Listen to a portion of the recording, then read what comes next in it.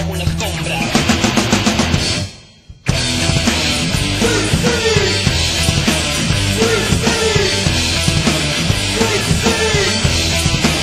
Revolucionari.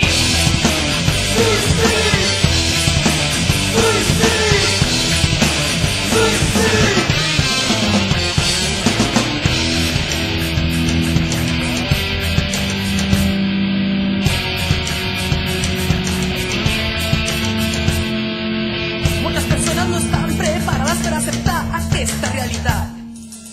És que les partes no som suïcides ni considerem romàntiques les conseqüències de la revolta en les nostres vides.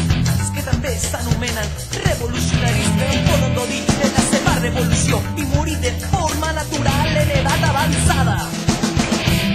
I això no pot ser. I això no pot ser.